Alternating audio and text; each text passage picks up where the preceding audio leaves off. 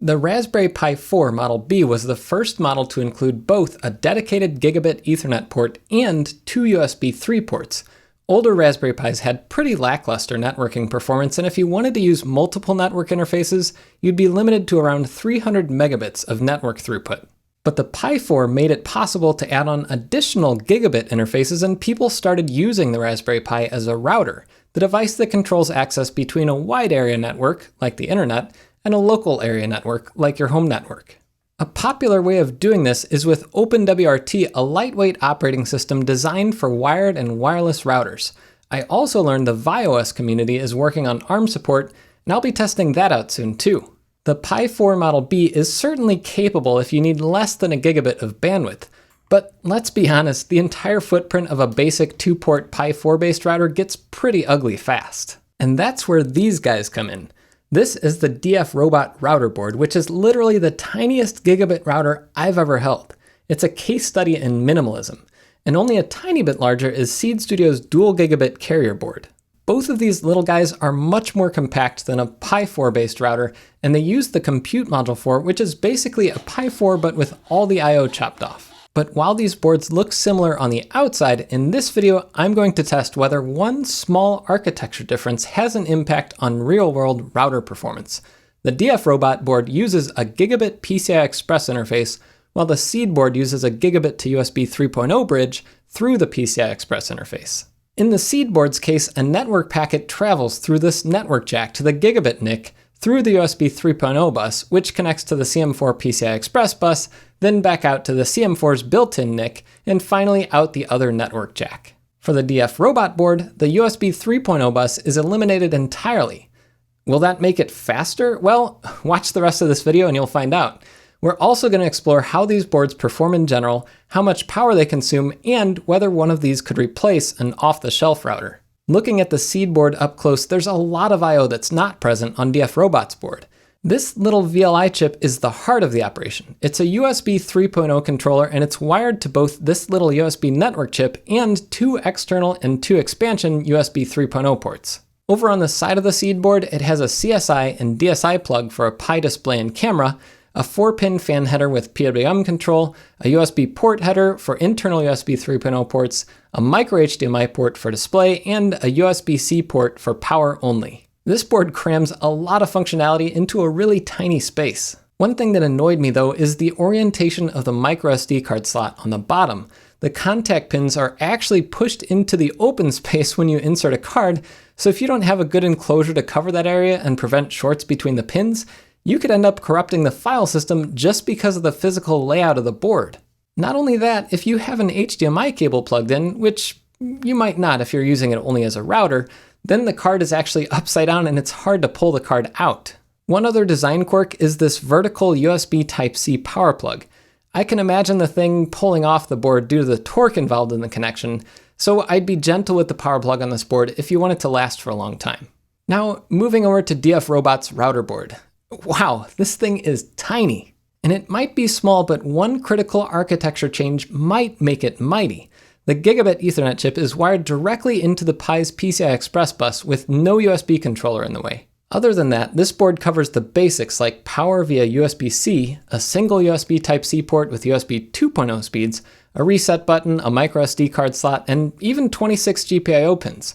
But that's it. There's no frills here, not even an HDMI port for a display. This thing was made for one thing, being the tiniest little Pi router in existence. I also noticed that DFRobot has a downloadable 3D model with a snap-together enclosure design, so I printed it on my 3D printer. It printed fine, but I ended up having to sand down the corners on every tab since the design has basically 0.0mm tolerances.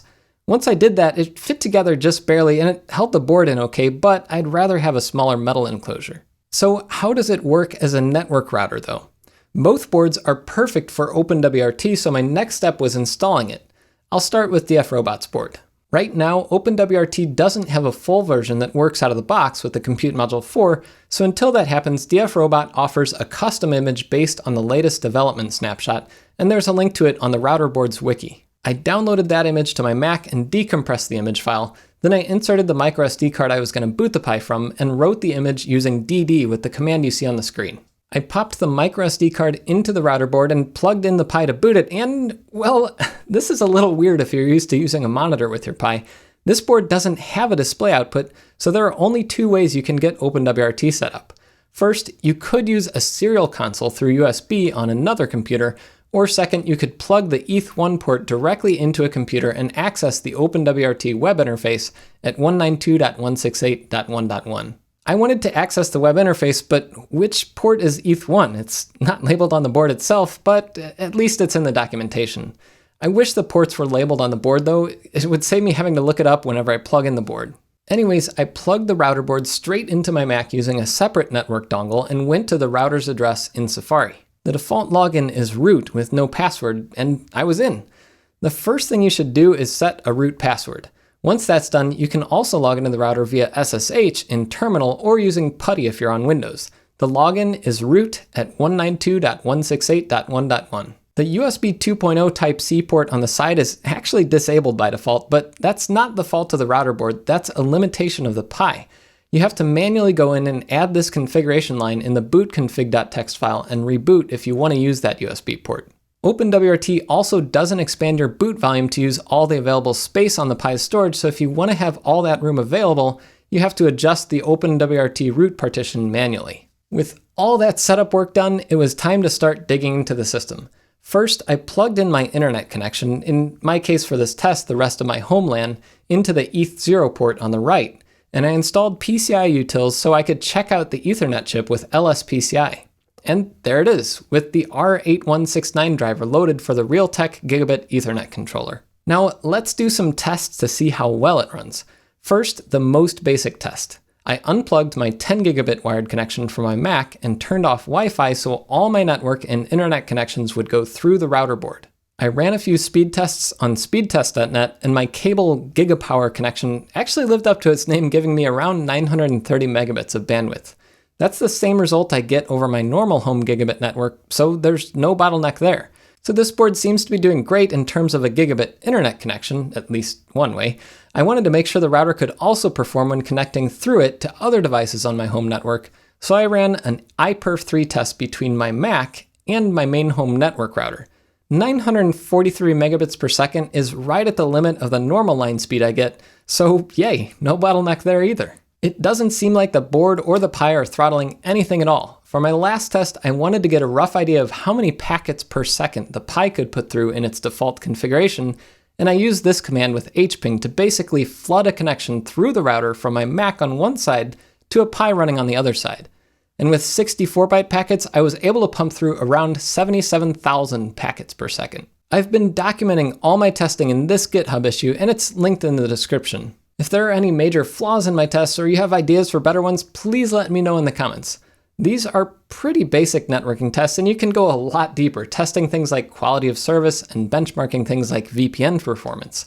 I even tried getting Flent to do some benchmarks between my Mac and another server on the other end of the router, but I was having some trouble with netperf, so I'm going to have to put that testing on hold for now. Before I wrap up the testing on the DFRobot, I wanted to check thermals and energy consumption.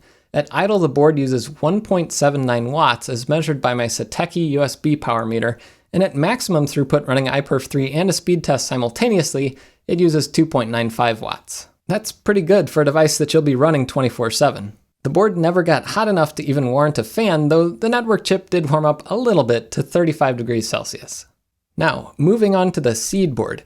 It uses a microchip LAN 7800 USB gigabit Ethernet bridge, which is supported in the Linux kernel directly. It's actually the same chip that's used on the Raspberry Pi 3B+, so hopefully it's supported right out of the box. I tried swapping the microSD card and compute module from the DFRobot board to the Seeed board, but that didn't work. It only identified one network interface because the current OpenWRT builds don't include the LAN 7800 driver for the Pi 4. Since OpenWRT is open source software, I opened a pull request to see if they might add support so the Seeed board could work out of the box.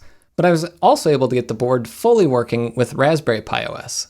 I even ran all my benchmarks using a custom lightweight router configuration, which I blogged about on my website, and I documented that experience on GitHub too. While I was doing that benchmarking, GitHub user Boba Fett Hotmail built a version of OpenWRT with the right driver, and I got it working on the Seeed board. I had to do a tiny bit of manual work to get the LAN and WAN configuration working, but I got the Seeed board working exactly the same as the DFRobot board.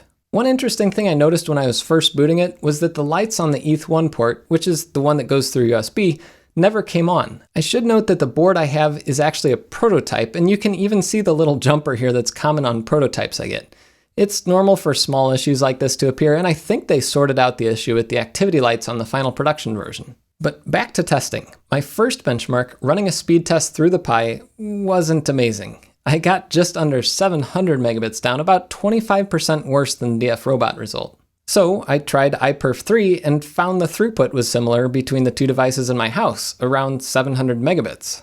And to round it out, using HPing, I measured just over 36,000 packets per second of throughput, meaning for small packets, this board has half the capacity of DFRobot's. I could see that the bottleneck was IRQ interrupts, which I measured with ATOP. Interestingly, I didn't see the same thing on the DFRobot board, so I'm guessing the driver for its PCI Express Realtek chip, or maybe even the Realtek chip itself, does some offloading that saves the Pi's CPU from being crushed by all the network packets. This is behavior I've seen on some other network cards on the Pi too, so it's not too surprising. And before you comment on how I need to use IRQ balance, I know you're out there with your finger on the comment button right now.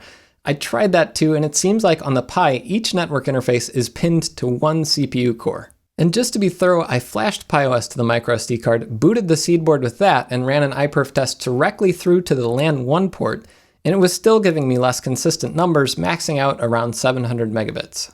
The built-in network interface using the same cable plugged into the same port on my switch, tested with the same devices, was getting 930 megabits, so there's definitely some overhead using the USB to gigabit architecture like the Seeed board does. But is that a showstopper?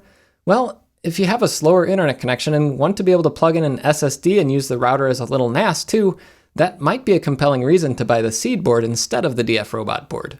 There are plenty of other nice features I covered earlier too, plus I like the fact that all the ports are on one side, making it simpler to mount it somewhere without a spaghetti mess of cables. Before I wrap up, here are the benchmarks for energy consumption. It uses about 4 watts at idle and 5 watts fully saturated, and that's a big difference from the DFRobot board, which uses about half the energy. With that increased wattage comes a little extra heat too. This board runs pretty hot, and I'd worry a little about the networking USB chips, which are sandwiched under the CM4 board with no airflow to them. You definitely need a fan with Seed's board, but you could probably get away with just a heatsink on the Pi on the DFRobot board. But what about wireless? Can these devices also act as wireless routers or WAPs? Well, technically they can, and you could use the Pi's built-in 802.11 AC Wi-Fi, but I should warn you that the built-in Wi-Fi chip is not great for sharing with multiple wireless devices, and in my testing, I wasn't able to get more than 60 megabits of Wi-Fi data in even the best case. Plus, OpenWRT doesn't support the Compute Module 4's Wi-Fi out of the box right now, so I had to do a couple hacky workarounds to get it working. If you want to build the best Raspberry Pi wireless access point, well, let's just say I'm also working on that, maybe using this Wi-Fi 6E Intel chip for over a gigabit of Wi-Fi. Unfortunately, this chip won't work on either of these router boards due to their hardware design. So while these boards look similar on the outside, their internal architecture makes a big difference if you want to use them as routers. Different use cases will dictate which one you might choose if you like building your own router with a Pi. And price may also impact your decision. The DFRobot CM4 IoT router board is $30 and the Seeed Studio Routerboard is $45. It's not a huge difference, but pair that with a Compute Module 4 and you're looking at spending at least $60 to get one of these tiny gigabit routers. You can get a decent budget router for around the same price, but the Pi is more upgradable and often much more customizable. But going in the opposite direction, I'm also testing a custom dual 2.5 gigabit Pi router build, which might blow both of these tiny boards out of the water both in price and in performance, so subscribe so you don't miss it. Until next time, I'm Jeff Geerling. The Raspberry Pi 4 Model B is a little off-center. In the Seeds board's case, but I'd rather have a smaller but I was also able to get the board directly through to the LAN 1 port, and I gotta do that again. If you want to build the best Raspberry Pi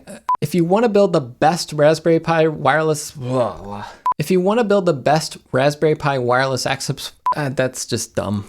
Sorry. Shoop. Ta-da.